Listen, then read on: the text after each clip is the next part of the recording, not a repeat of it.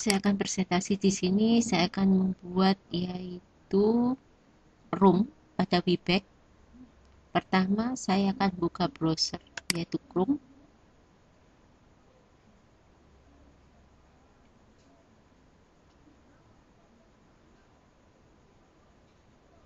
Saya menggunakan Chrome di sini.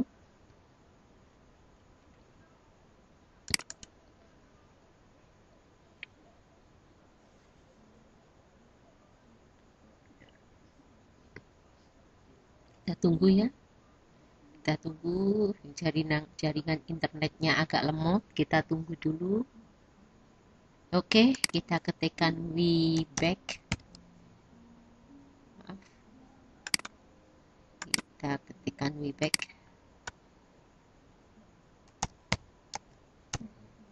Oke.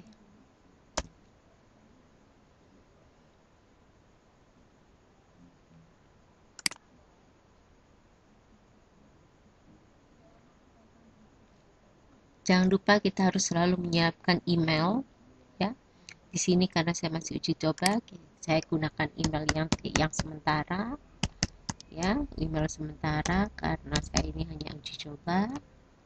Nah, hanya pembelajaran saja. Oke, next. Next.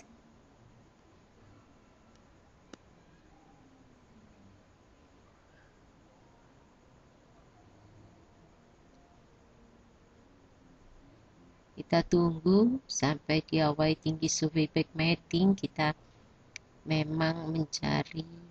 Oke. Nah, di sini ada yang namanya nama Akhlakul Karimah SEMM, yaitu personal room ya, room pribadi.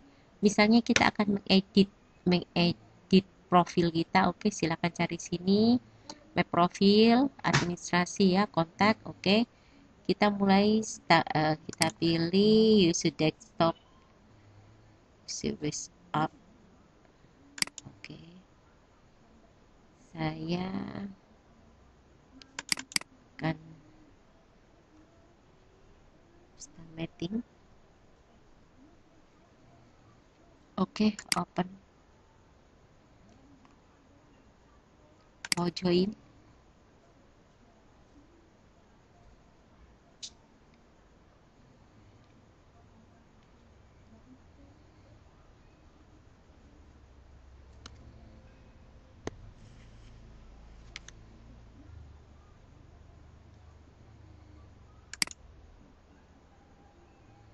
Kita tunggu. Oke.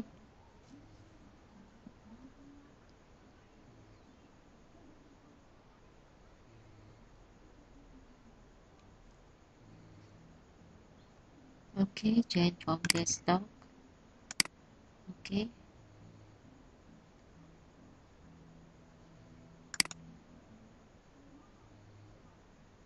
Langsung start meeting.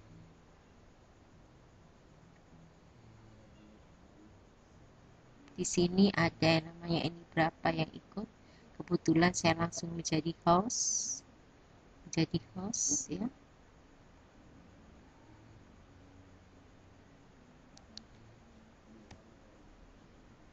Nah, ini seperti ini lagi. No, no more than for you meeting right now.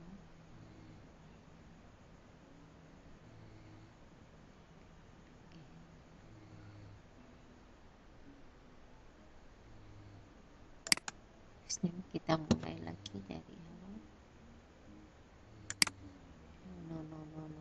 No, bukan. Formatting. No, oke. Saya harus mengupgrade lagi. Meetingnya sudah kedaluarsa, saya mulai lagi.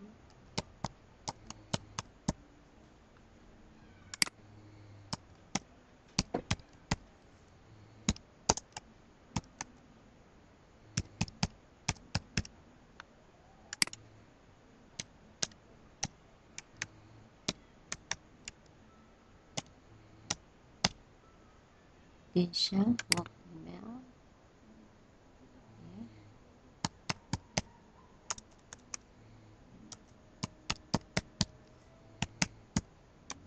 Saya isikan email sementara karena ini hanya tutorial kompani. Saya tuliskan sekolah saya.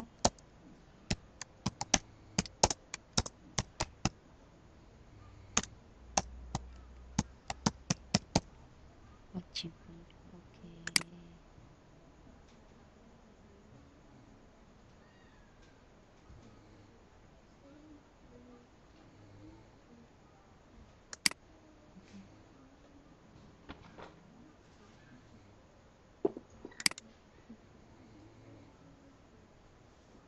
Lipid mapping, saya buat lipid mapping.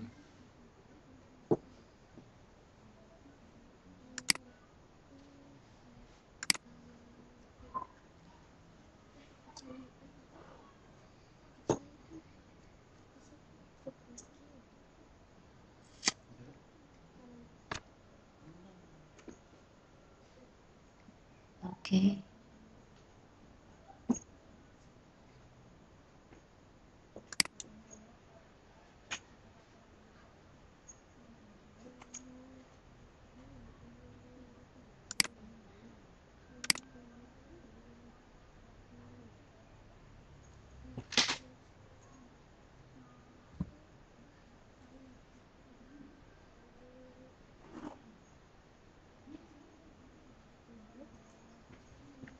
Oke.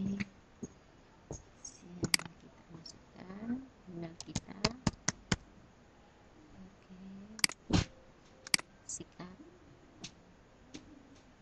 Saya berlaku sebagai host karena saya tidak melakukan join dengan orang lain karena saya menggunakan room sendiri, maka saya memposisikan diri saya sebagai host. Saya masukkan email.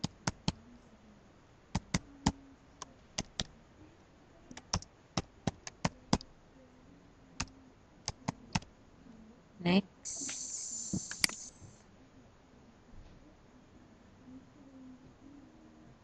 Oke, next. Next.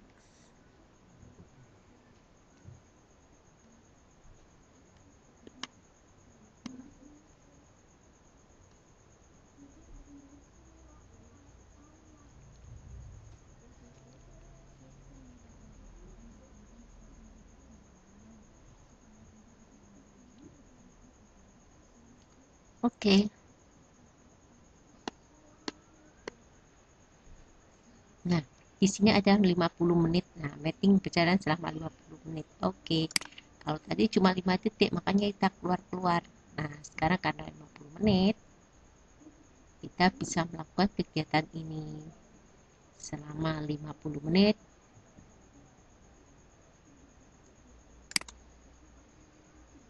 Join from your browser.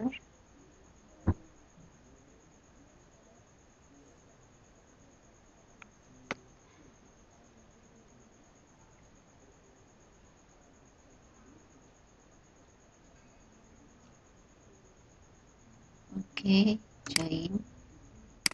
Oke. Start meeting. Secrets Discord recorder watch. Stop.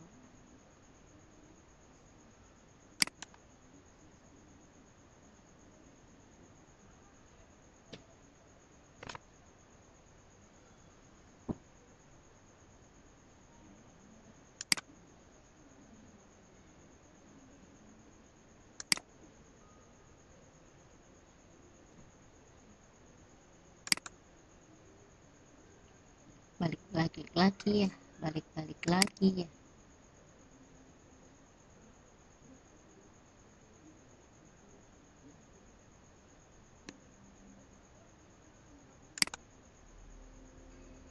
Oke, start meeting.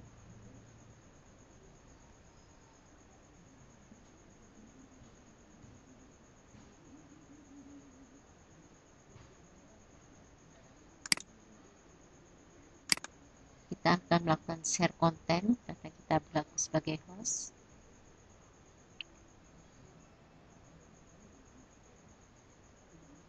Wah, kok balik lagi ya?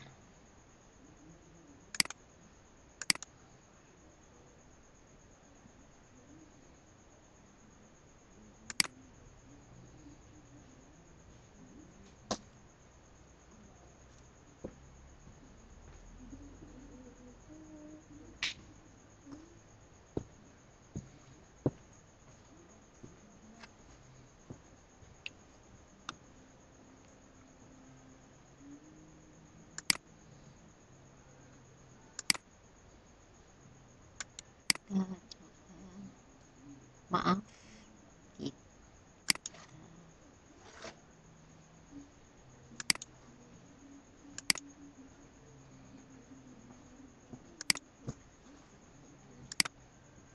kita mulai.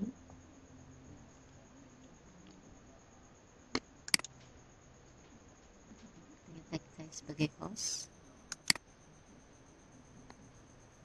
partisipannya tidak ada.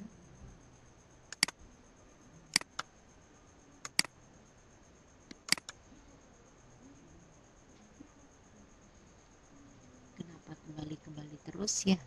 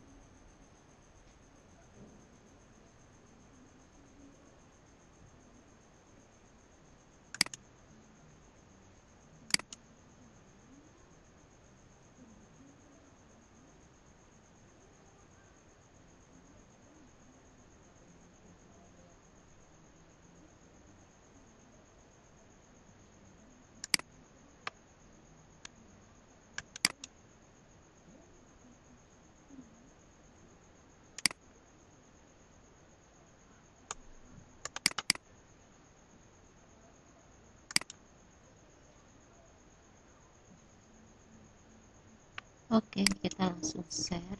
Oke, saya akan presentasikan yaitu tentang kegiatan belajar satu, yaitu ke pengertian dasar statistik dan data. Di sini kita berbicara tentang statistika ekonomi, yaitu konsep dasar statistik. Next, pada konsep dasar statistik, kita pada kegiatan belajar satu, kita akan belajar tentang pengertian dasar statistika dan data. Kemudian pada KB2, yaitu distribusi frekuensi, KB3, distribusi frekuensi relatif, dan distribusi frekuensi kumulatif. Kemudian, statistik sendiri diartikan dalam arti sempit dan arti luas. Dalam arti sempit, yaitu kumpulan data yang berupa angka seperti statistik penduduk maupun statistik pertanian, di mana data yang dinyatakan dalam bentuk angka, data tersebut dapat ditampilkan dalam bentuk deretan angka atau dibuat tabel dan dapat pula berupa grafik. Kemudian, statistik dalam arti luas merupakan keseluruhan dari metode pengumpulan data yang dilakukan pengolahan data, lalu kita melakukan analisa terhadap data tersebut. Nah, itulah yang dinamakan statistik. Kemudian, kita akan berbicara dengan pengertian dasar statistik data dan tahap-tahap kegiatan statistik. Misalnya, ini ada pengumpulan data, contohnya sensus, sampel, penyusunan data, misalnya editing, klarifikasi, tabulasi, pengumuman data, misalnya bisa dilihat secara visual atau pengumuman bagaimana, analisa data yaitu menggunakan metode statistik, rata-rata, penyimpangan, regresi maupun korelasi.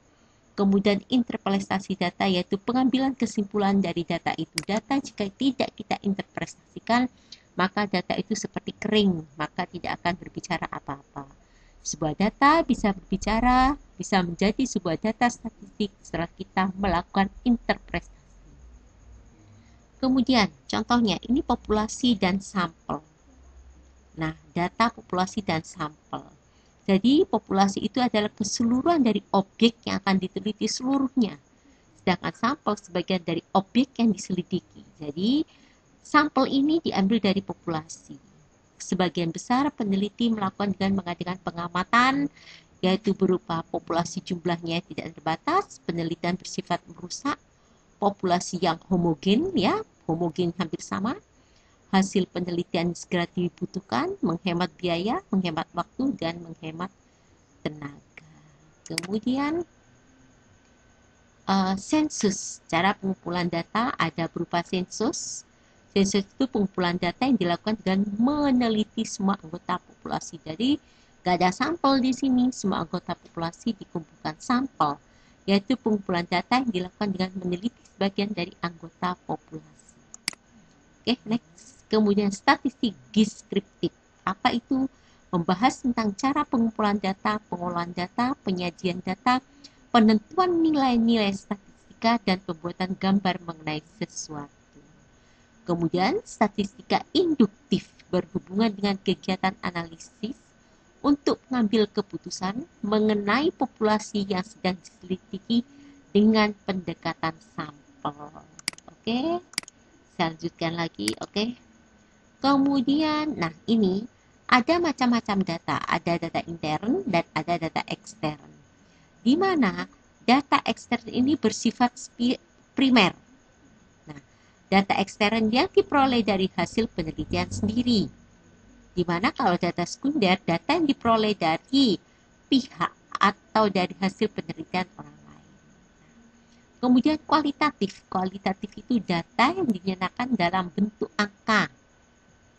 Ya, dalam bentuk angka tetapi dinyatakan, dikategorikan dengan kata-kata sifat data tersebut. Kuantitatif data yang dinyatakan dan menggunakan angka. Kalau ini mutlak menggunakan data. Ini ada data distrik dan ada data kontinu. Distrik data yang satuannya selalu bulat, ya, dan merupakan bilangan asli. Data di situ menyatakan diupload dengan beberapa bilangan pecah. Oke. Lanjut.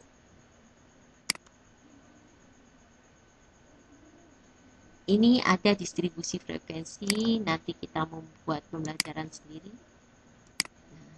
Ini ada beberapa tabel-tabel yang menghitung. ini distribusi frekuensi ini selalu akan berhubungan dengan yang namanya grafik, karena statistik itu lebih mudah jika dibaca menggunakan grafik. Ini distribusi kumulatif, ini menggunakan tabel ya. Semoga bermanfaat sebagai bahan pembelajaran. Terima kasih.